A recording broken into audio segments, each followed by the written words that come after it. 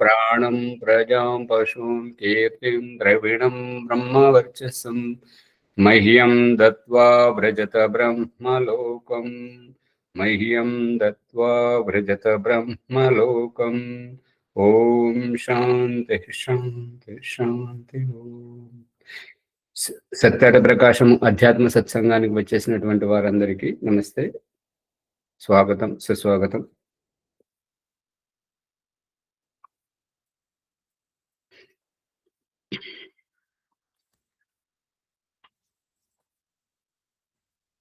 దర్శనముల ప్రామాణికత భాష్యములు.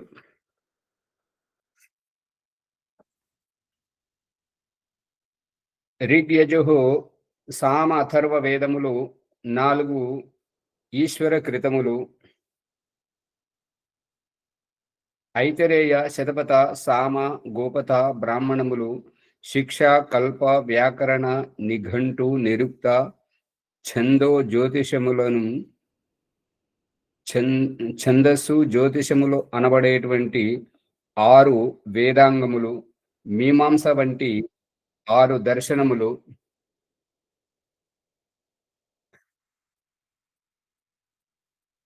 షడ్శాస్త్రములు, వేద ఉపాంగములు, ఆయుర్వేదము,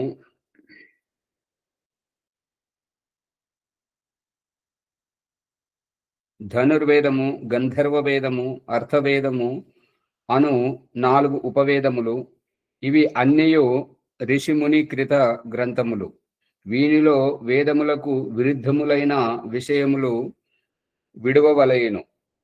ఏవైతే వేదములను ఖండిస్తూ పోతుంటాయో, వేదములను ఇప్పుడు ఈ రంగనాయకమ్మ లాంటి బుద్ధి గలటువంటి వారు పాతవైపోయినటువంటి వాటిని వదిలేయాలి, వేదములు చాలా పాతవైపోయినాయి కదా, ఇప్పుడు యుగం మారుతుంది, తరం మారుతుంది అని మూర్ఖత్వపు వ్యాఖ్యలు ఏవైతే చేస్తున్నారో వేద విరుద్ధంగా, అటువంటి వారిని వదిలేయాలి, అటువంటి వారి అభిప్రాయాన్ని పట్టుకోకూడదు.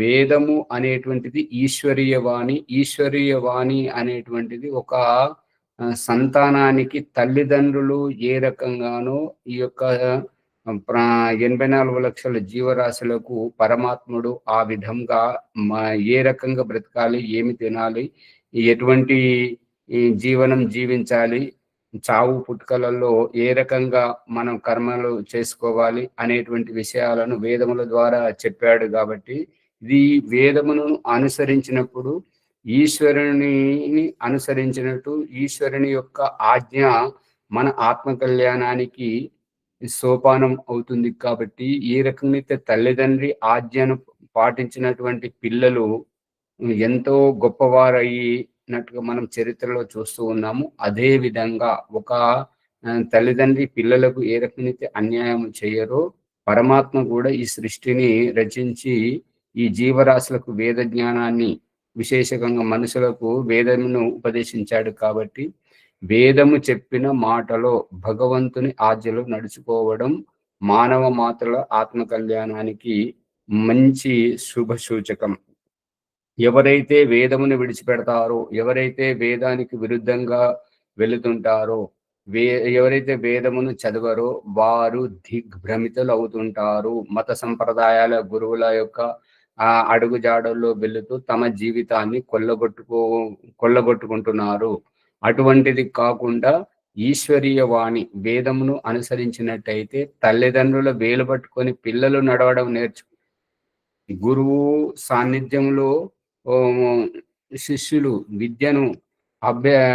విద్యను నేర్చుకోవడానికి ఎంతైతే ప్రయత్నం చేస్తుంటారో, ఈ యొక్క వేదమును అనుసరించడం ద్వారా భగవంతుని ఆజ్ఞను జవదాటకుండా మనము అతని కనుసైగల్లో ఉంటుంటాము. కాబట్టి మన జీవితము ఎక్కువ ఇబ్బందులు పడకుండా మంచి నడవడితో వెలుగొందుతుందని అభిప్రాయం.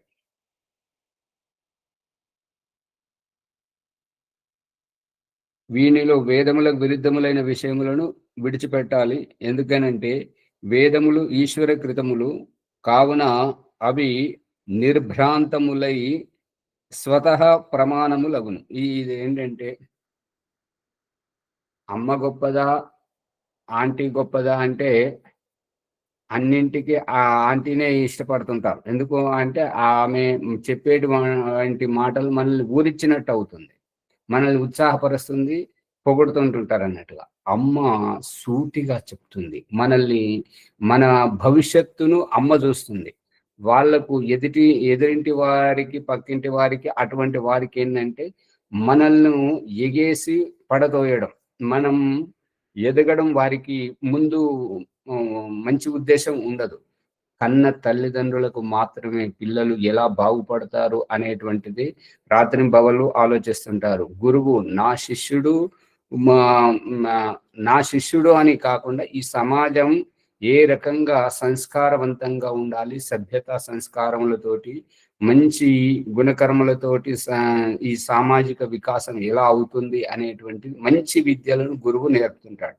ఆ విద్యలు నేర్చుకున్నటువంటి శిష్యుణ్ణి సమాజానికి అప్పగించి నీవు ఈ సమాజాన్ని బాగు చేయాలి, సమాజంలోనే నువ్వు పని చేయాలని చెప్పేసి కళ్ళు లేని విరజానందుడు సైతం దయానందుణ్ణి నీవు ఈ సమాజ ఉద్ధరణ కోసం నీ ప్రాణాలను సైతం అర్పించాల్సిన కూడా నీవు ఏమాత్రం వెనకంజ వేయనని చెప్పేసి నీ యొక్క జీవితము నాకు గురుదక్షిణగా కావాలని చెప్పేసి అడుగుతాడు.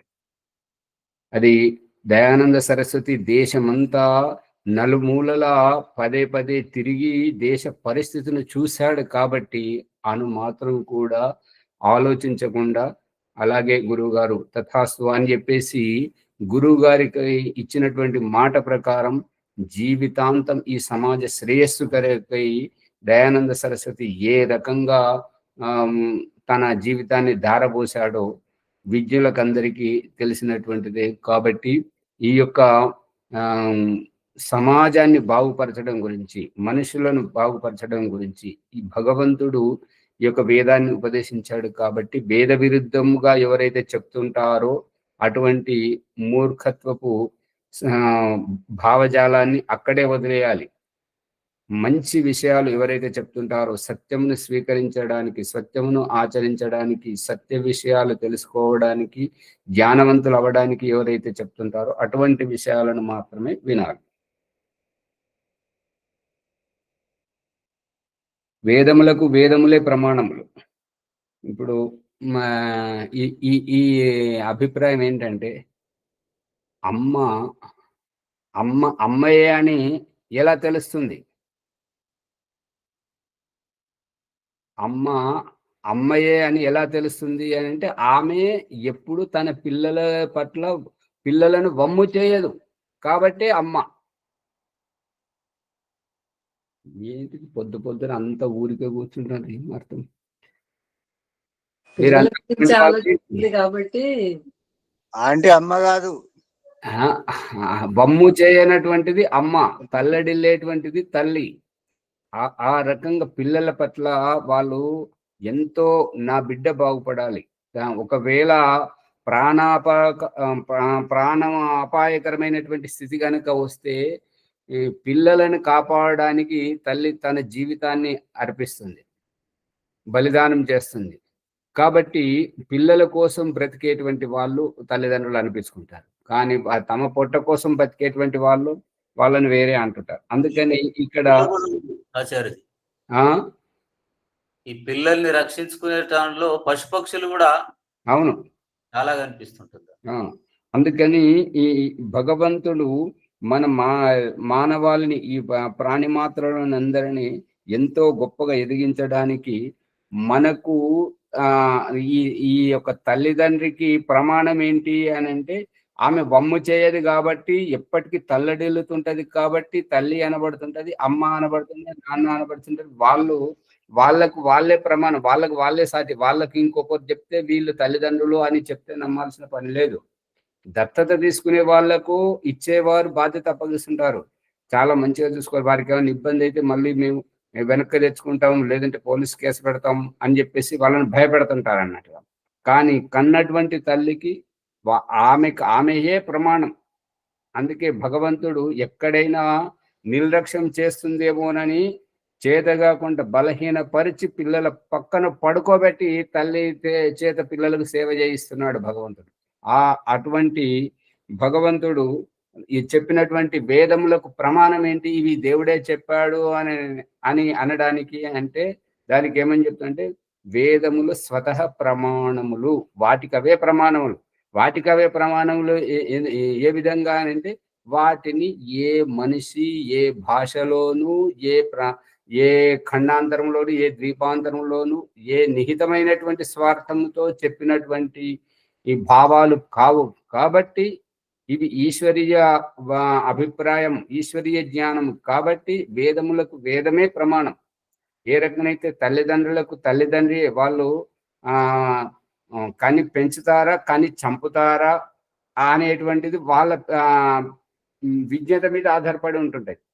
తల్లిదండ్రులు ఎవరైనా తమ పిల్లలను వాళ్ళు తల్లిదండ్రులు మూర్ఖులు కావచ్చు, అజ్ఞానులు కావచ్చు, వాళ్ళు అశిష్టులు, అసభ్యులు, సభ్యులు, సంస్కారవంతులు, ఉత్తములు ఎవరైనా కావచ్చు, తమ పిల్లలను కూడా ఆ విధంగానే ఉత్తములుగా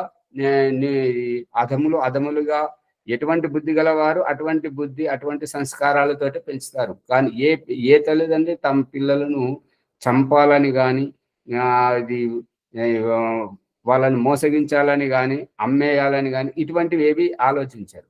అందు గురించి భగవంతుడు కూడా ఇక ఈ దేహంలో కొద్దిసేపటి వరకే ఉండేటువంటి బాల్యంలో ఉండేటువంటి తల్లిదండ్రులు వృద్ధాప్యంలో మనము మన కాళ్ళ మీద నిలబడాలంటే తల్లిదండ్రులు మన జీవితంలోంచి పక్కకు జరగాలి. వాళ్ళు పక్కకు జరిగితే మన విలువేంటో మనకు తెలుస్తుంది. కాబట్టి భగవంతుడు వాళ్ళను ముందును జరిపేస్తున్నాడు, వాళ్ళను వెళ్ళగొడుతున్నాడు. అందు గురించి ప్రతి ఒక్కరికి మనం బలహీనంగా ఉన్నప్పుడు మనకు ఆశ్రయము తల్లిదండ్రుల ఒడిలో కల్పించి వాళ్ళ సాన్నిధ్యంలో పెంచి పెద్ద చేస్తున్నాడు. మనం పెరిగి పెద్దగా కాగానే వాళ్ళు వయోవృద్ధులై చేత కాకుండా జరిగిపోతున్నారు. వాళ్ళని జరిపేసినప్పుడు అప్పుడు మన విలువేంటో తెలుస్తుంది, మనం ఏంటో తెలుస్తుంది. తల్లిదండ్రుల సంరక్షణలో అన్నీ వాళ్ళు చూసుకుంటారు కాబట్టి మనకు అంతగా తెలియదు. అదే రహస్యాన్ని ఏ రకంగానైతే తల్లిదండ్రులు పిల్లలను గొప్పగా చూస్తుంటారో, గురువు తన శిష్యుని గొప్పగా చూస్తుంటాడో, అదే విధంగా భగవంతుడు ఈ ప్రాణి మాత్రులందరినీ గొప్పగా ఎదగడానికి మనుషులందరికీ ఈ వేదములను ఉపదేశించాడు. అందుగురించి ఈశ్వరీయ వాణి ఇది ఒక భాషలో ఒక ప్రాంతంకు చెందినది కాదు, కాబట్టి అందరికీ వర్తిస్తున్నది. కాబట్టి స్వతః ప్రమాణం, దానికదే ప్రమాణం. మల్లేశం గారు పట్టుకుంటున్నారా? బ్రాహ్మణాది సర్వ గ్రంథములు పరతః ప్రమాణములు. బ్రాహ్మణం వంటి శతప బ్రాహ్మణము, ఐతరేయ బ్రాహ్మణము, గోపత బ్రాహ్మణము వంటి ఈ సర్వ గ్రంథములు పరతః ప్రమాణములు. ఈ బ్రాహ్మణములకు ఏమి ప్రమాణము అంటే వేదముల ప్రమాణం. వేదములకు ఏమిటి ప్రమాణం అంటే వేదములే ప్రమాణం. ఉపవేదములకు ఏమిటి ప్రమాణం అంటే వేదముల ప్రమాణం. బ్రాహ్మణ గ్రంథాలకు ఏమిటి ప్రమాణం అంటే వేదముల ప్రమాణం. వేదానుకూలంగా ఉన్నంత వరకే వేదములు, వాటిని చదవాలి. వేదములకు విరుద్ధంగా, వేదములకు భిన్నంగా మనల్ని తప్పుదోవ పట్టించేటువంటి అభిప్రాయాలను వినకూడదు, చదవకూడదు అని అభిప్రాయం. వీని ప్రామాణ్యము వేదాధీనమై ఉండును. ఈ బ్రాహ్మణ గ్రంథంలో వాటి యొక్క ప్రమాణం ఆధారం, వీటికి ఆధారం ఏమిటి, ఇవి మనం ఎలా నమ్మొచ్చు అంటే వేదమును ఆశ్రయించి ఉన్నంత వరకు, వేదమును ప్రతిపాదిస్తున్నంత వరకు వాటిని నమ్మవలను. వేదానికి విరుద్ధంగా ఇంకా తప్పుడు సందేశం ఇస్తున్నప్పుడు, అవతారవాదం చెప్తున్నప్పుడు, బాబాల గురించి గురువుల గురించి చెప్తున్నప్పుడు, వేరే భిన్న మత సంప్రదాయం గురించి, ఎందుకంటే వేదములు ప్రతి ఒక్కరూ గొప్ప వాళ్ళు కావాలని వేద భాష్యములు చేసినటువంటి వారు దయానంద సరస్వతి ఋగ్వేదాది భాష్య భూమికలోను మరియు ఋగ్వేద భాష్యము మొదటి మండలం, మొదటి సూక్తము, మొదటి మంత్రంలో ఈ రహస్యమంతా తెలియజేశాడు. కాబట్టి వేద విరుద్ధములు వేటిని నమ్మకూడదు. వేదముల విశేష వ్యాఖ్య ఋగ్వేదాది భాష్య భూమికలో చూచునది అని అంటే చూడగలరు, చూడనైనది. ఎందుకంటే వేదముల యొక్క విశేష వ్యాఖ్యానం ఏంటంటే ఏ వేదంలో ఏ రహస్యం ఉంది, వేదములో ఏ విషయాలు ఉన్నవి అనేటువంటిది ఋగ్వేదాది భాష భూమికలో విశేషకంగా వ్యాఖ్యానించబడింది కాబట్టి అందులో చూడనగును. చూచునది చూడనగును, చూడవచ్చును, చూడగలరు. దీంట్లో ఏది సరైనటువంటి ప్రధానం? చూడగలరు. అది సూటిగా ఉంటది. ఇంకా వేరే అటు తొంగి చూడాల్సినటువంటి అవసరం ఉండదు. ఈ చూచునది అంటే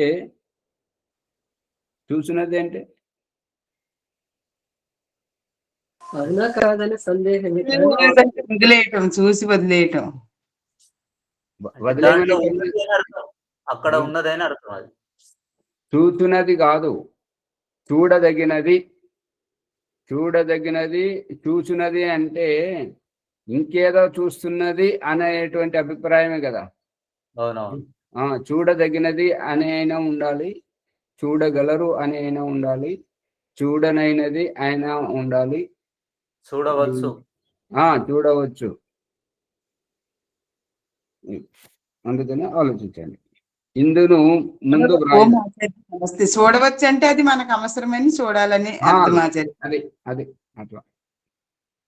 ఈ ఇందును అంటే ఈ సత్యార్థ ప్రకాశంలోను కూడా ముందు వ్రాయుధము ముందు ఆ యొక్క ప్రస్తావన వస్తుంటది, చూడవచ్చు. త్యాజ్య గ్రంథములు, ఇక వేటిని వదిలేయాలో, వేటికి దూరముగా ఉండాలో, ఏ గ్రంథములను చదవకూడదో వాటి విషయంలో చెప్తున్నాడు.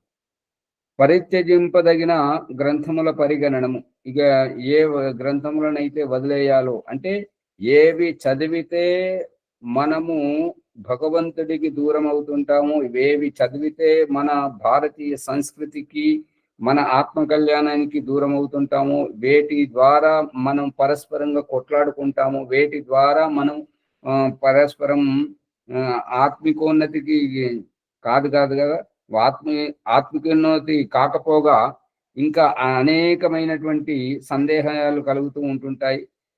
ఈ రకంగా దిగ్భ్రమితం చేసేటువంటి ఆ గ్రంథములను పరిత్యజింపవలయను. కాబట్టి ఆ పరిత్యజింపవలను, ఏ గ్రంథములను వదలవలనో, ఏ గ్రంథములకు దూరంగా ఉండాలనో వాటి యొక్క పరిగణన లెక్క చేసి ఇక్కడ చెప్తున్నటువంటిది. అంటే దయానంద సరస్వతి ముందు ఇవి ప్రముఖంగా ఉండెను, అంతేగాని అవి మాత్రమే వదలాలి. ఇప్పుడు ఏ పండితుడు ఏ గుడికి వెళ్ళినా, ఏ జాతరకి వెళ్ళినా అక్కడ ఏ పుస్తకం కనబడితే అది చదవాలని కాదు. మంచివి ఋషిముని కృతములని చెప్పాడు దయానంద సరస్వతి పైన.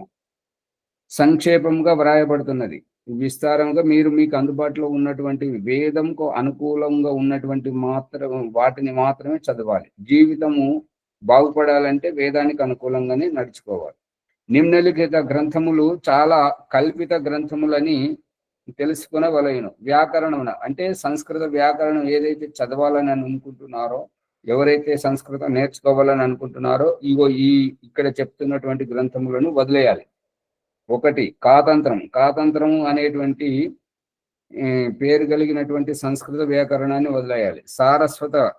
సారస్వతము అనేటువంటి వ్యాకరణ శాస్త్రాన్ని వదలాలి. చంద్రిక అనేటువంటిది, ముగ్ధబోధ, సిద్ధాంత కౌముది, లఘు కౌముది, ఈ కౌముది పేరు కలిగినటువంటివి వదిలేయాలి. శేఖరము, మనోరమ మొదలైనటువంటి వాటిని వదలాలి. ఈ కోశములు అంటే డిక్షనరీలలో మొట్టమొదట అమరకోశమును వదిలేయాలి. అమరకోశంలో వంటి వాటిని వదలాలి. ఇక ఛందో గ్రంథములు, ఛందస్సు నేర్చుకునేటువంటి వాటిలో వృత్త రత్నాకరము రత్తాకరం కాదు, తవత్తు కాదు, నవత్తు ఉండాలి. వృత్తరత్నాకరం ఆ గ్రంథం పేరు. వృత్తరత్నాకరాదులు, వృత్తరత్నాకరము వంటి వాటిని శిక్షలో అంటే ఇక అక్షర జ్ఞానం నేర్చుకునేటువంటి వాటిలో అత శిక్షాం ప్రవక్ష్యామి పాణినీయం మతం యథా ఇత్యాది ఇటువంటివన్నీ. పాణినీయం మతం యథ, పాణినీయం అంటే పాణిని గారికి అనుకూలమైనటువంటి అభిప్రాయం, మతం అంటే వారి అభిప్రాయానికి అనుకూలంగా ప్రవక్ష్యామి అని ఏవైతే ఉంటుంటాయో అటువంటి వాటిని అన్నింటినీ వదిలేయాలి. జ్యోతిష శాస్త్రంలో శీఘ్రబోధ పేరు కలిగినటువంటివి, ముహూర్త చింతామణి మున్నగునవి వదిలేయాలి. దేవముని గారు వచ్చారు కదా, ఇప్పుడు అంతర్రాష్ట్రీయ ఆర్య మహాసమ్మేళనంలో వెళ్తున్నారు. అక్కడ అది దార్శని లోకేష్ గారు ఒక పంచాంగం ఒకే ఒక్క ఏకమాత్ర వైదిక పంచాంగం అని చెప్పేసి దాన్ని అమ్ముతున్నారు. వారి ఆ పంచాంగానికి మూల కారణం ఆధారం ఏమిటి అంటే ముహూర్త చింతామణిని పట్టుకొని వాళ్ళు సూర్య సిద్ధాంతాన్ని ఖండిస్తుంటారు. అసలైన సూర్య సిద్ధాంతాన్ని ఖండిస్తుంటారు, వేదంలో చెప్పినటువంటి జ్యోతిషాన్ని ఖండిస్తుంటారు అన్నమాట.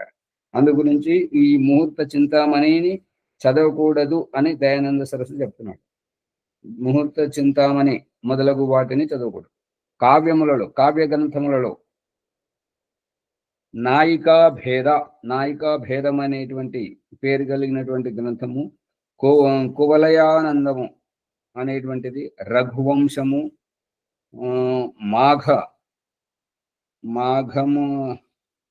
మాఘ పేరు మాధవ నిదానం అనేది తెలుసు, కానీ మన మాఘ కిరాతార్జునీయాదులు, మీమాంస శాస్త్రంలో ధర్మసింధువు, వ్రతార్కము మున్నగునవి. ఇక వైశేషిక దర్శనము విశేషించి దాంట్లో తర్క సంగ్రహము, న్యాయశాస్త్రంలో జాగదీశ మున్నగునటువంటి చదవకూడదు. ఇక యోగ శాస్త్రములో హఠప్రదీపిక, అంటే ఇప్పుడు స్వామి రామ్దేవ్ గారు చెప్పేటువంటిది మొత్తము ఈ హఠయోగ ప్రదీపికను ఉద్దేశించే చెప్తుంటారు. ధీరణ సంహిత అటువంటివి ఇవి చదవకూడదు అని చెప్తున్నాడు. సాంఖ్య శాస్త్రం చదివేటప్పుడు సాంఖ్య తత్వ కౌముది మొదలగున వంటి వాటిని చదవకూడదు. వేదాంత దర్శనము ఉద్దేశించి యోగ వాసిష్టము, పంచదశి అనేటువంటి పేరు కలిగినటువంటి వాటిని చదవద్దు. వైద్యకమున అంటే ఆయుర్వేదం, వైద్య చికిత్సా పరమైనటువంటి వాటిలో సారంగధర సంహిత, స్మృతి, ప్రక్షిప్తములను విడిచి ఈ యొక్క మనుస్మృతి అనగానే ఇదంతా వైదికమే కదా అని చదవద్దు.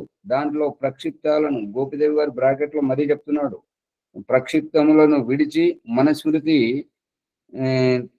తప్ప మిగిలినవన్నీ స్మృతులు అన్ని చదువుకోవచ్చు. ప్రక్షిప్తములే వేద విరుద్ధములుగా ఉంటాయి. సర్వతంత్ర గ్రంథములు, సర్వ పురాణములు, ఉప పురాణములు, తులసీదాస కృత భాషా రామాయణము, రుక్మిణీ మంగళాదులు, సర్వభాషా గ్రంథములన్నీ కపోల కల్పితములు, మిథ్యా గ్రంథములు కాబట్టి వీటిని చదవకూడదు. ప్రశ్న: ఈ గ్రంథము అన్నిటిలోనూ కొంచెమైనను సత్యము లేదా? ఆచార్యజీ, ఇక్కడ తులసీదాస కృత భాషా రామాయణం అంటే తులసీదాసు గారు వాల్మీకి రామాయణాన్ని తన భాషలో అనువదించారు కాబట్టి వారు ఆ రకంగా అనువదించినటువంటి భాషలో చాలా వరకు వేద విరుద్ధముగా, ఇప్పుడు డోల్ గమార్ పశు శూద్ర ఏ సబ్ తాడనికి అధికారి, స్త్రీలతో వ్యవహారం చేయాలంటే వాళ్ళను చేస్తున్నాడు, కొడుతూనే ఉండాలి. పశువులతోటి వ్యవహారం చేయాలంటే కొట్టాలి. శూద్రులతోటి వీళ్ళు మామూలుగా వినరు, వీళ్ళను కొట్టాలని చెప్పేసి దాంట్లో చెప్పింది అనమాట. అంటే భాషలో ఏమన్నా వికారాలు వాళ్ళు అక్కడ తప్పుడు వ్యాఖ్యానం చేశాడు కాబట్టి అది సరైనటువంటిది కాదు అని చెప్పేసి అభిప్రాయం. సరే, ధన్యవాదాలు.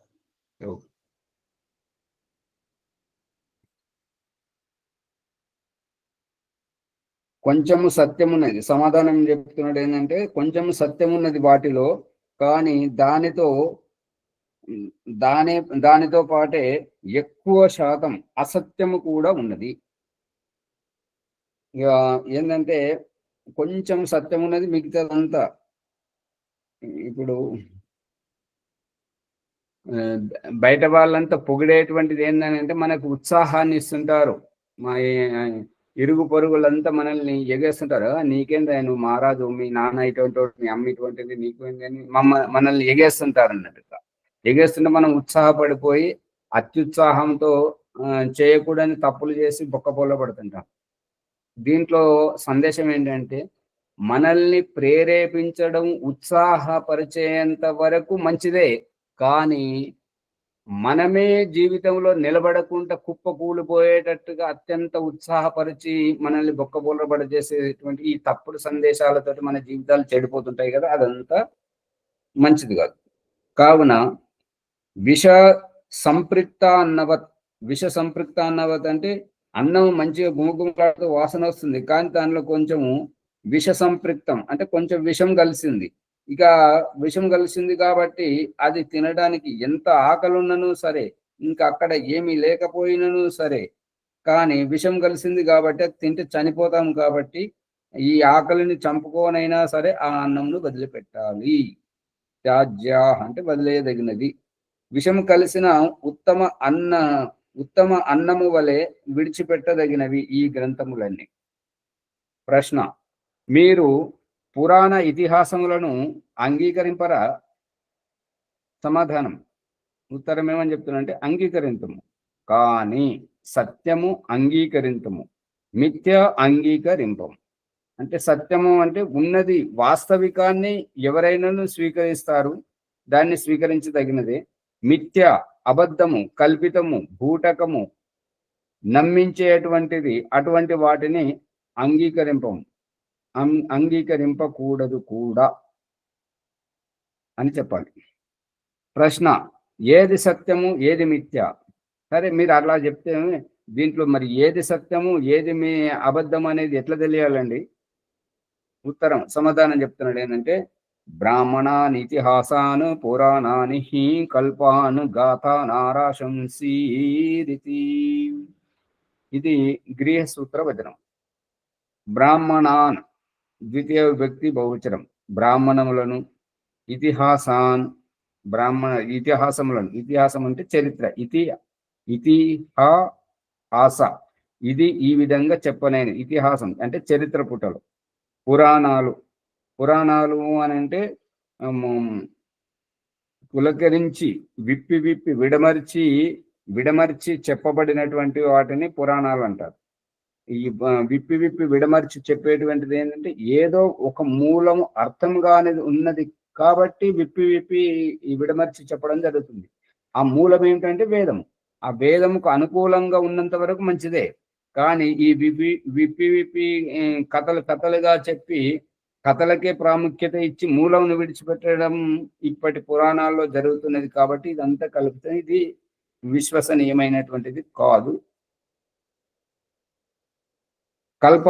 కల్పశాస్త్రములు, గాథ, నారాశంసీయం ఇటువంటివన్నీ ఇది గృహసూత్ర వచనంలో చెప్పబడినటువంటిది. ఆశలైన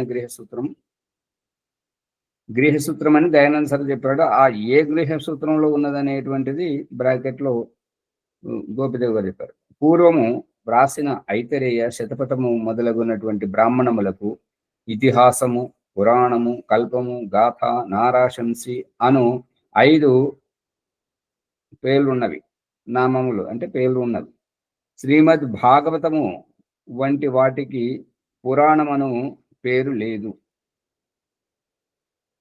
ప్రశ్న: త్యాజ్య గ్రంథములలో ఉన్న సత్యమును ఎలా గ్రహింపరు? అదే మీరు ఏ గ్రంథములనైతే వదిలిపెట్టాలని అంటున్నారో వాటిలో ఎంతో కొంత సత్యం ఉన్నదని మీరు కూడా స్వీకరిస్తున్నారు కదా, మరి ఆ సత్యమును గ్రహింపవలనని, ఆ సత్యమును స్వీకరించాలని మీరెందుకు గ్రహించుటలేదు అని ప్రశ్నిస్తున్నాడు. దానికి ఉత్తరం సమాధానం చెప్తున్నది ఏంటంటే వానిలో ఉన్న సత్యము వేదాది శాస్త్రములలోనిదే. వేదము వంటి సత్యశాస్త్రములలో చెప్పబడినదే అందులో చెప్పబడింది. అందుకని వేదాది సత్యశాస్త్రములదియే ఆ వేదము వంటి సత్యశాస్త్రములలో చెప్పబడినటువంటి సత్యముని అందులో చెప్పబడింది. అందలి అసత్యము వారి ఇంటిది. ఇక దాంట్లో ఏదైతే ఏ అసత్యము గురించి, ఏ అబద్ధము గురించి, ఏ కల్పితం గురించి వాటిని వదిలేయడానికి చెప్పబడుతున్నదో ఆ కల్పితము, అసత్యము, అబద్ధము అనేటువంటిది ఆయా గ్రంథంలో రచించినటువంటి పండితుల యొక్క పైత్యం అనే చెప్పాలి మన భాషలో. అందుకని వారి ఇంటిది అని అంటే అది వారి వ్యక్తిగతము అనే అభిప్రాయం. వేదాది సత్యశాస్త్రములను స్వీకరించుటలో సర్వము సత్యమే గ్రహింపబడును.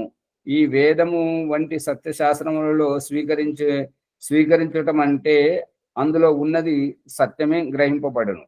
ఎవరేని ఈ మిథ్యా గ్రంథముల నుండి సత్యము గ్రహింపదలిచిన మిథ్యయు వారి కంఠమునకు చుట్టుకొనును. ఇప్పుడు ఏంటంటే పురాణాలకు మూలం వేదములే కదా.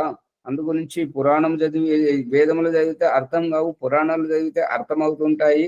అందుగురించి మేము పురాణములు చదువుతాము అని అంటే ఆ పురాణ కథలలోనే ఇమిడిపోతారే గాని పురాణ పురుషుడైనటువంటి పరమేశ్వరుని యథార్థ స్వరూపాన్ని గ్రహించలేరు, ఆత్మతత్వాన్ని గ్రహించలేరు. కథలలో ఉండేటువంటి నాయకుణ్ణి, ప్రతినాయకుణ్ణి, రాముణ్ణి, రావణుణ్ణి, కంసుణ్ణి, శ్రీకృష్ణుడినే పట్టుకుంటారు కానీ ఆత్మ, పరమాత్మ, సుఖ దుఃఖము, ప్రకృతి ఈ రహస్యాన్ని పట్టుకోజాలరు అనేటువంటిది అభిప్రాయం.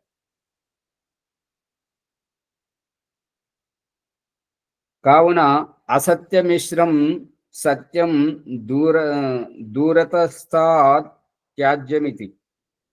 అసత్యమిశ్రితం, అసత్యముతో కలిసినటువంటి సత్యము దూరము నుండే వదిలేయదగినటువంటిది.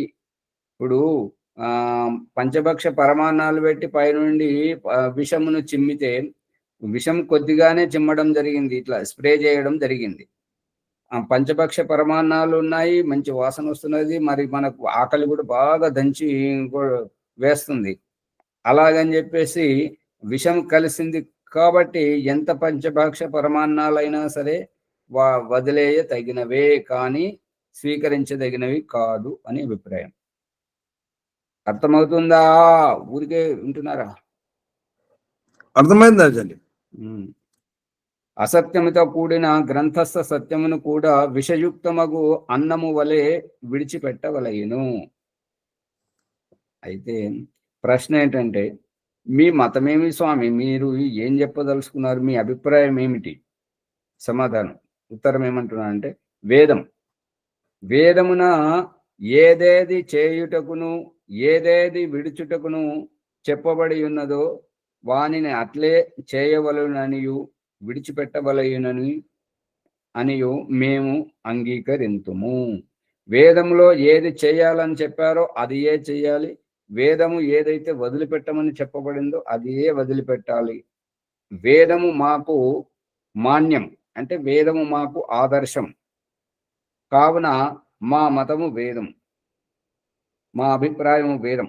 అట్లే అంగీకరించి ఎల్లరూ విశేషముగా ఆర్యుల ఐకమత్యము అంటే ఆ విధంగా అంగీకరించి ఎల్లరూ విశేషంగా ఆర్యులు ఐకమత్యం కలిగి ఉండవలేను. అంటే ఈ అంగీకరించినప్పుడే ఐకమత్యం కలిగి ఉంటుంటారు. అంగీకరించకుంటే ఇప్పుడు ఇది ఏంటంటే ఇవాళ వారు రామనారాయణ గారు వెళ్ళిపోయారు. రామనారాయణ గారు వచ్చి వెళ్ళిపోయారు. ఆ రామనారాయణ గారి పేరు మాత్రమే తీసుకోవడం జరుగుతుంది. ఆ రకంగా దాదాపుగా అందరి ఇళ్లలో ఉన్నది అనమాట. ఏంటంటే నువ్వు సత్యనారాయణ వ్రతం చేస్తే నేను నీ యజ్ఞం చేస్తా, యజ్ఞముల దగ్గర కూర్చుంటా.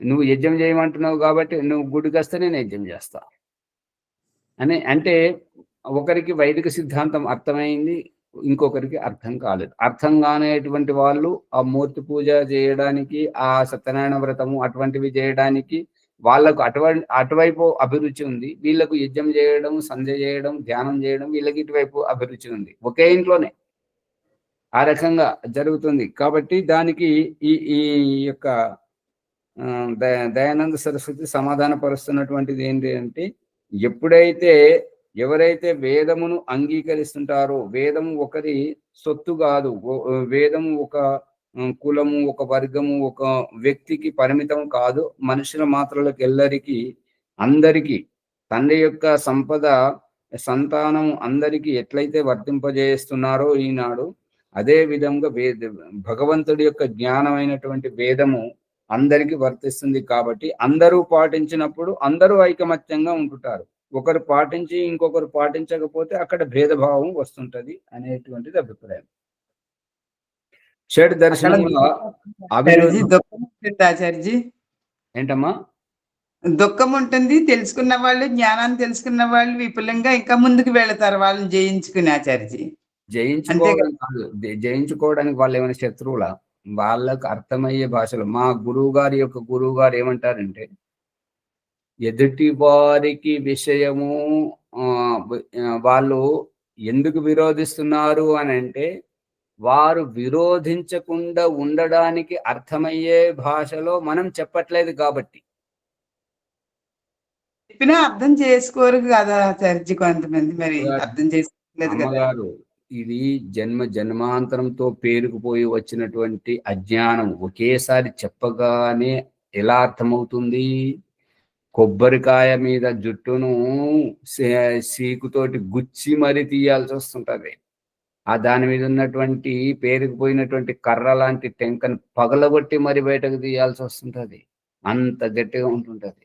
అందుకని ఒకేసారి కాదు. మనము ఈ జన్మలోనే ఇప్పుడు ఈ సత్యార ప్రకాశం ఆధ్యాత్మిక సత్సంగం విని మాత్రమే మనం మారలేదు కదా. మనం ఎన్నెన్నో జన్మలతో వినుకుంటూ వస్తున్నాం. మన చిన్నప్పటి నుంచి మనం అవే భావాలు, అవే పుస్తకాలు చదువుతున్నాం. అటువంటి వారి సంపర్కంలో ఉన్నాం కాబట్టి మనం ఈ భావాలు బలపడ్డాయి.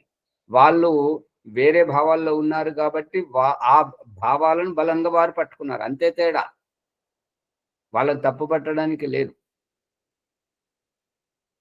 చదివించడానికి మా గురువుగారు చెప్తారు ఏంటంటే, వాళ్ళకు పిల్లలకు విషయం అర్థమవుతలేదంటే చదివించేటువంటి అధ్యాపకుడు, ఉపాధ్యాయుడు వాళ్ళకు తెలిసిన భాషలో, వాళ్ళకు అర్థమయ్యే భాషలో మనం చెప్పట్లేదు అని వాళ్ళ స్థాయికి వెళ్ళి వాళ్ళతో పాటు కూర్చుండి వాళ్ళ భాషలో వాళ్ళకి చెప్తే ఎందుకు వినరు? అర్థమవుతుందా అమ్మగారు? అది రహస్యం.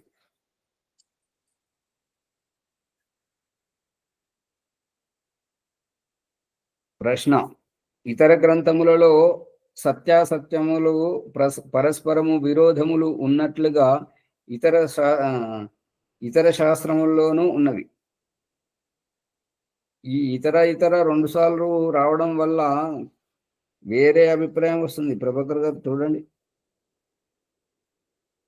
ఇతర గ్రంథములలో సత్యాసత్యములు పరస్పర విరోధములు ఉన్నట్లుగా ఇతర శాస్త్రములలోనూ ఉన్నవి అంటే, మీరు ఏవైతే అంగీకరిస్తున్నారో వాటిలోనూ కూడా ఉన్నవి అంటే బాగుంటుంది అనిపిస్తుంది. మీరు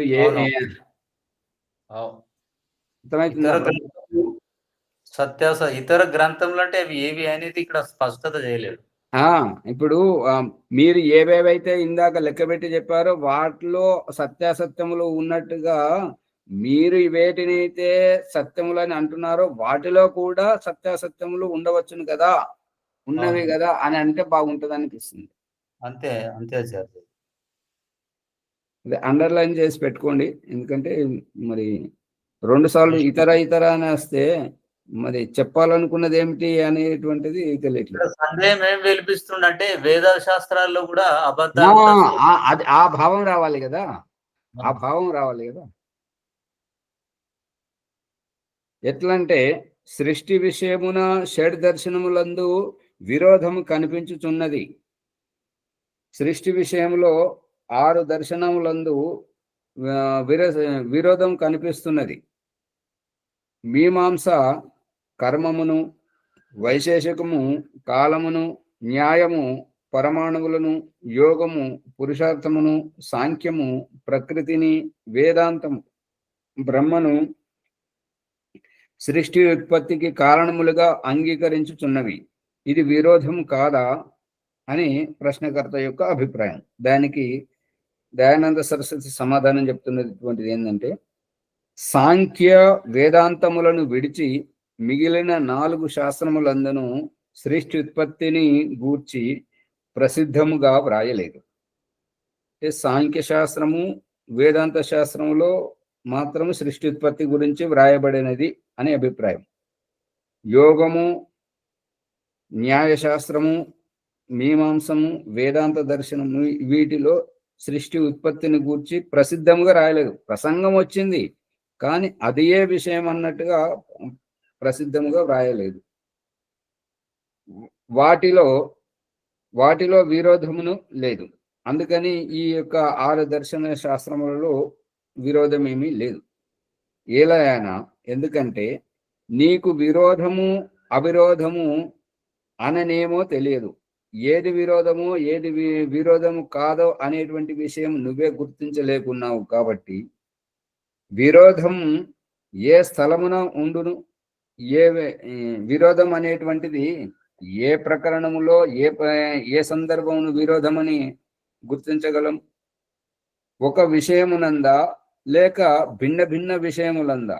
అంటే ఏదైనా ఒక విషయములందు భిన్న విరోధమని గుర్తిస్తామా లేదంటే భిన్న భిన్న విషయములందు గుర్తిస్తామా అని నేను అడుగుచున్నాను అని ప్రశ్న వేసేటువంటి ప్రశ్నకర్తను సమాధానం చెప్పేటువంటి దయానంద సరస్వతి ఎదురు ప్రశ్న వేస్తున్నాడు.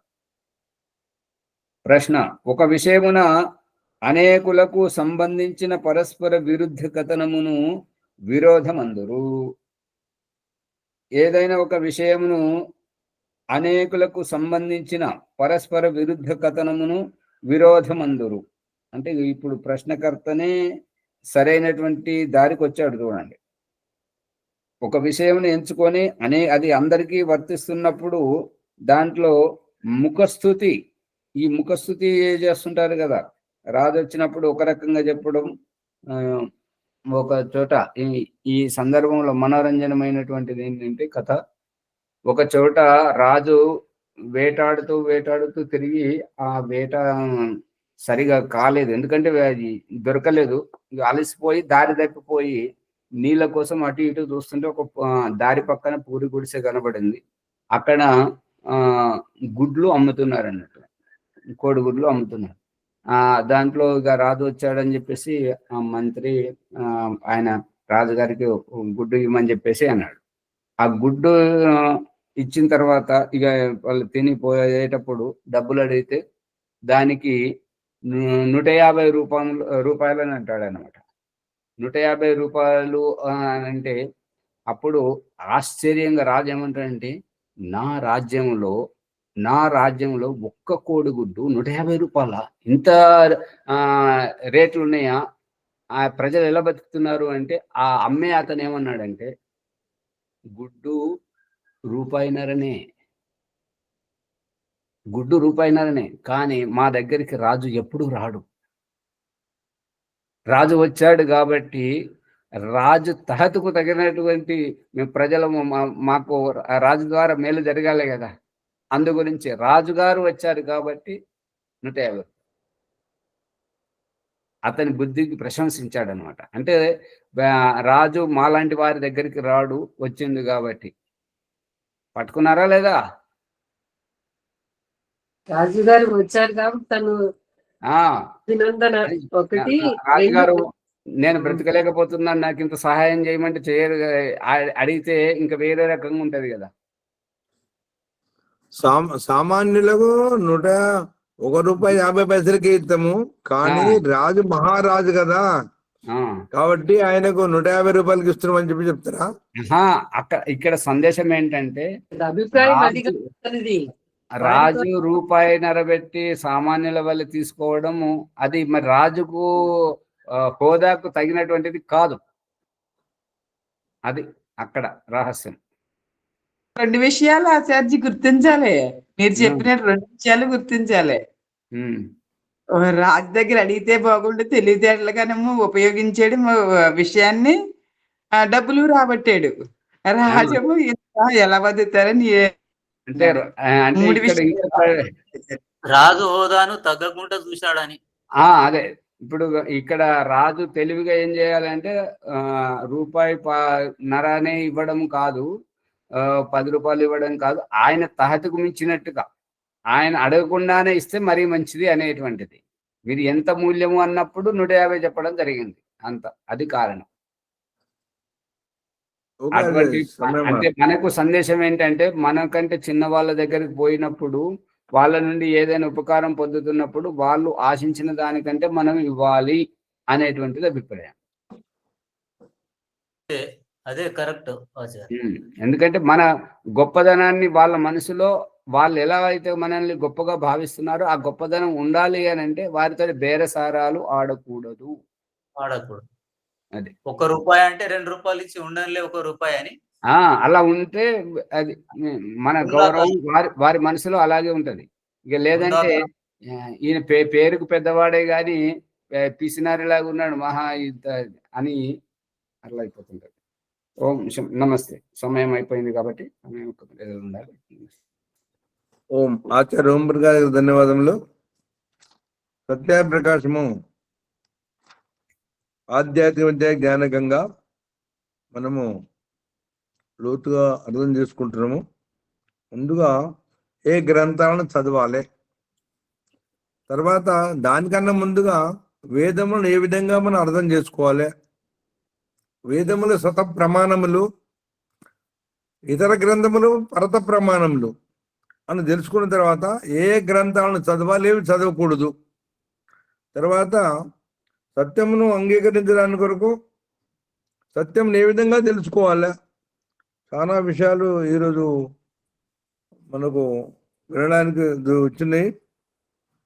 తర్వాత ఈ దర్శనాలను అన్ని దర్శనాల్లో కూడా మరి కొంత అబద్ధం ఉంది కదా, కొంత మరి వాటినే విరోధం ఉంది కదా అని అన్నప్పుడు నీకు ఈ విషయం అర్థం కాలేదు. ఒక 2 శాస్త్రాలు తప్ప మిగతా అన్ని శాస్త్రాల్లో సృష్టి క్రమానికి విషయం ఎక్కువగా చెప్పలేదు. ఈ సాంఖ్య దర్శనము తర్వాత వేదాంతములు మాత్రమే సృష్టి గురించి చెప్పారు అని చెప్పి వారికి అర్థం చేయడం జరిగింది. చక్కగా విషయాలు స్పష్టంగా అర్థమయ్యేలా చెప్పారు. వారికి ధన్యవాదములు.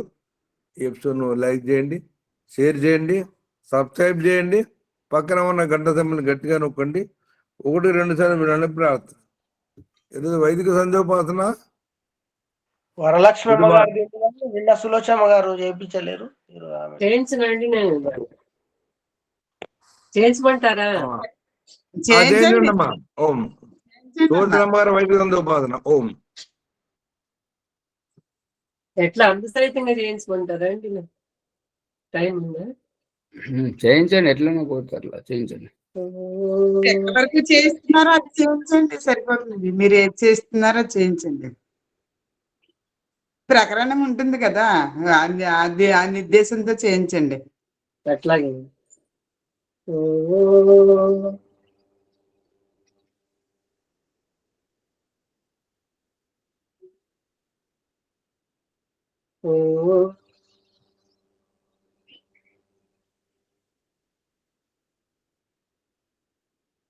సంధ్యాయోగ బ్రహ్మ సాక్షాత్కారం. ఓం అమృతోపస్తరిణమసి స్వాహ. ఓం అమృతాపిధానమసి స్వాహ. ఓం సత్యం యస్యైర్మయి శ్రీకి సేతాం స్వాహ. ఆచమన మంత్రం. ఓం శన్నో దేవీరభిష్టయా आपो भवन्तु पीतये संयोरभिस्रवन्तु नः. गङ्गस्पर्शमन्त्रम्. ఓం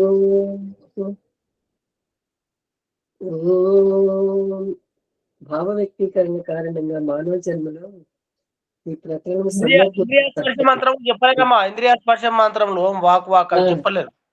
అదే చెప్తున్నాను. ఓం వాక్ వాక్, ఓం ప్రాణః ప్రాణః, ఓం చక్షు చక్షుః, ఓం శ్రోత్రం శ్రోత్రం, ఓం నాభిః, ఓం హృదయం, ఓం కంఠః, ఓం శిరః, ఓం బాహుభ్యాం యశోబలం, ఓం కరతల కరపృష్ఠే. మార్చిన మంత్రం శిశువు సందేశం, పరమేశ్వర సందేశం, శిశువు అభ్యర్థన. ఓం భూః పునాతు శిరసి ఓం భువః పునాతు నేత్రయోః ఓం స్వః పునాతు కంఠే ఓం ఆప్ పునాతు హృదయే ఓం జన పునాతు నాభ్యాం ఓం తప పునాతు పాదయోః ఓం సత్యం పునాతు పునః శిరసి ఓం ఖం బ్రహ్మ పునాతు సర్వత్ర. ఇప్పుడు పరమేశ్వరుని ఆత్మ సాక్షాత్కారం తర్వాత ఇదండి, ఓ జ్ఞాన స్వరూప, ప్రకాశం కనిపిస్తుంది కానీ నువ్వు కనిపించట్లేదు, ఎక్కడున్నావు స్వామి? సూర్యుని ప్రకాశింపచేస్తుంది, ప్రకాశిస్తున్నది, ప్రకాశము లేని నశక్యతే వర్ణయతుని గిరా తదా స్వయం తదంతఃకరణేన గృహ్యతే. జీవాత్మ ప్రార్థన. ఓం ఖం బ్రహ్మ, ఓ సర్వవ్యాపక పరమేశ్వర, నాతు సర్వత్ర. ఈ సంకుచితగా శారీరక పింజరం నుండి అధిగమించి ఆకాశం వల్ల అంతటా వ్యాపించి ఉన్న ఆ ఈశ్వరానుభూతిని పొందటం. అష్ట చక్రముల ప్రమాణము. అష్ట చక్రాన్నవద్వారా దేవానాం పూరయోధ్య తస్యాం హిరణ్యయే కోసే స్వర్గో జ్యోతిషాభృత. 8 చక్రాల 9 రంధ్రాల ఇంద్రియాల అయోధ్య అంటే యుద్ధము చేయదగిన పురము. అందులో స్వర్గం అనే స్వర్ణమనే ఆవాసం జ్యోతితో ఆవరించి ఉంది. 7 అంతస్తుల అంతరయాత్ర. ఓం భూ సహస్రార చక్రం, ప్రాణధారణ నుంచి జీవం పోసుకోవడం. ఓం భువః ఆజ్ఞా చక్రం, త్యాగభావంతో దుఃఖ విముక్తిని పొందటం. ఓం స్వహ విశుద్ధి చక్రము, అనాసక్త ఆత్మసుఖ స్వరూపావస్థ. ఓం మహః అనాహత చక్రము, పరధ్యాన తన్మయతత్వ పరమాత్మ భావము. ఓం జన మణిపూర చక్రము, అమృతస్య నాభిః. ప్రసవములో శిశువు తెచ్చుకున్న ప్రేగుబంధం వలె ఆ పరమాత్మతో ఈ ఆధ్యాత్మిక సాధన జీవాత్మ గల అవినాభావ సంబంధమని ఈ జానీ ప్రాదుర్భవ జనక నాభి యొక్క అభిప్రాయం. ఓం తప స్వాదిష్టాన చక్రము, దేహము కింద వైపు నుండి కనబడని ఆత్మను పైపైకి పొగను వ్యవహారికంగా చూపటం.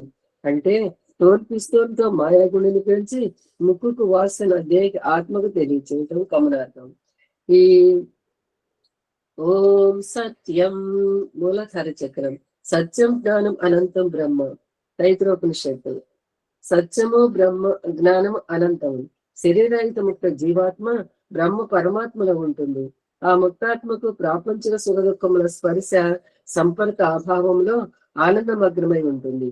ఈ విధంగా యదా పంచావతిష్టంతే జ్ఞానాన్ని మనసా సహా బుద్ధిశ్చన విశేషతే తమాహకు పరమాంగతి. కఠోపనిషత్తునం. శుద్ధ మనసుతో పాటు పంచేంద్రియాలు ప్రాణం జీవితంతో ఉంటాయి.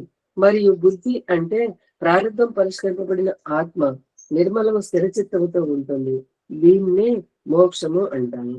ఇది సంచోపాసన ప్రథమోచ్ఛ్వాస, అది సంచోపాసన ద్వితీయోచ్ఛ్వాస. నిన్న ప్రారంభించిన సంచోపాసన సఫలమైన వారు ఉపయుక్త పురుషార్థమును తరించిపోయారు. కాబట్టి ఈ అకమర్షణ ప్రాపణ వృత్తి తాపత్రయం వారిది కాదు. అందులో అసఫలమై ఇక మీద సఫలం అవ్వాలనే వారి తహసలాట. మరియు ఎప్పుడో వెళ్ళిన వారి తే బ్రహ్మలోకే పరాంతకాలే పరామృతాత్ పరిముచ్యంతు సర్వేహ. ముందుకోపనిషత్తు. బ్రహ్మానందాన్ని ఉపయోగించి మహాకల్పము తర్వాత పునః ముక్తి సుఖాన్ని ఏవగించి పునరాగమనం. అకమర్షణ మంత్ర ప్రకరణం. ఓం ఋతం చ సత్యం చ భీత తపసో జాయత తతో రాత్ర జాయత తథ సముద్రోర్ణవః సముద్రాదర్ణవాదది సంవత్సరో అజాయత అహోరాత్రాణి విదదద్ విశ్వస్య మిషతో వసి. ఓం సూర్యా చంద్రమసో ధాతా యథా పూర్వమకల్పయత్ దివం చ పృథివీం చ అంతరిక్షమదో స్వః.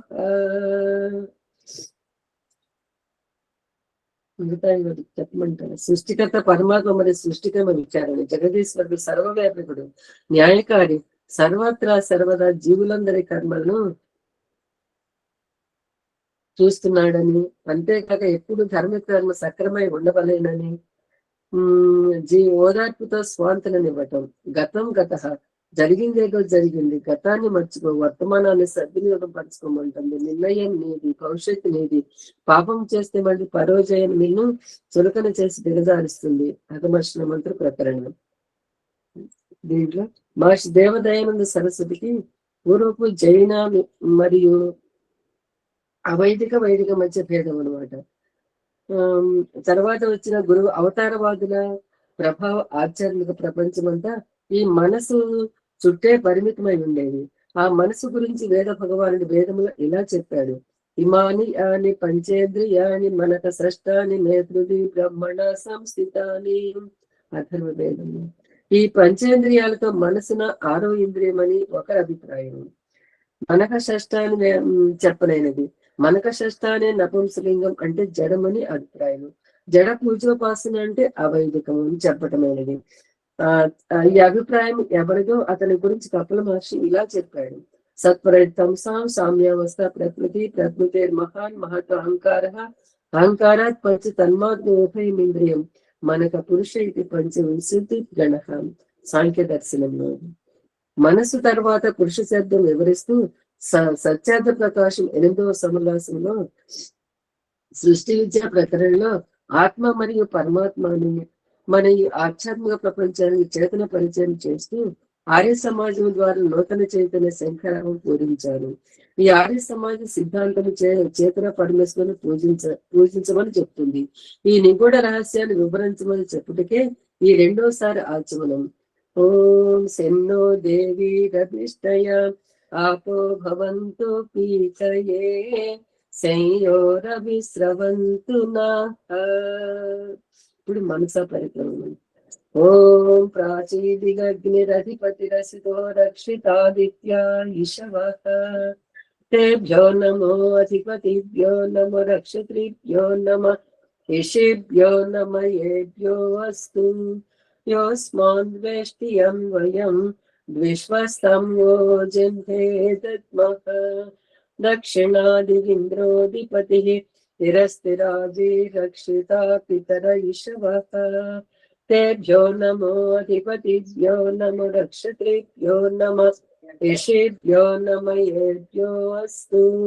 యోస్మాద్వేష్టియం వయం ద్విశ్వస్తం వోజంతే దద్మః ప్రదీచేదిక్కు వరుణోధిపతిః పృథాకు రక్షితా నమిషవః తేభ్యో నమో అధిపతిభ్యో నమో రక్షత్రిభ్యో నమః ఇషేభ్యో నమయేభ్యో అస్తు. యోస్మాద్వేష్టియం వయం ద్విశ్వస్తం వోజంతే దద్మః ఉదీచేదిక్కు సోమోధిపతిః స్వజో రక్షితా శనిరిషవః తేభ్యో నమో అధిపతిభ్యో నమో రక్షత్రిభ్యో నమ ఇషేభ్యో నమయేభ్యో అస్తు. యోస్మాద్వేష్టియం వయం ద్విశ్వస్తం వోజంతే దద్మః ధ్రువాదిక్కు విష్ణురధిపతిః కల్మాషగ్రీవో రక్షితా వీరుద ఇషవః తేభ్యో నమో అధిపతిభ్యో నమో రక్షత్రిభ్యో నమ ఇషేభ్యో నమయేభ్యో అస్తు. యోస్మాద్వేష్టియం వయం ద్విశ్వస్తం వోజంతే దద్మః ఊర్ధ్వాదిక్కు బృహస్పతిరధిపతిః శ్రిత్రో రక్షితా వర్షమిషవః తేభ్యో నమో అధిపతిభ్యో నమో రక్షత్రిభ్యో నమ ఇషేభ్యో నమయేభ్యో అస్తు. యోస్మాద్వేష్టియం వయం ద్విశ్వస్తం వోజంతే దద్మః. స్థాన మంత్రాలు. జాత వేదసే సునవామ సోమమరాతీయతో నీదహాతి వేదః సనః పర్షదతి దుర్గాణి విశ్వానావేవ సింధుం దురితాత్యగ్నిః చిత్రం దేవానాం ముదగదమేకం చక్షుర్మిత్రస్య వరుణస్యాగ్నేః అప్రాచ్యావా పృథివీ అంతరిక్షం సూర్యాత్మా జగతస్తశ్చుషశ్చ ఉదుత్యం జాతవేదసం దేవం వహంతి కేతవః దృశే విశ్వాయ సూర్యం ఉద్వయం తమసస్పరి స్వాహా పశ్యంత ఉత్తరం దేవం దేవత్ర సూర్యమగర్మ జ్యోతిరుత్తమం.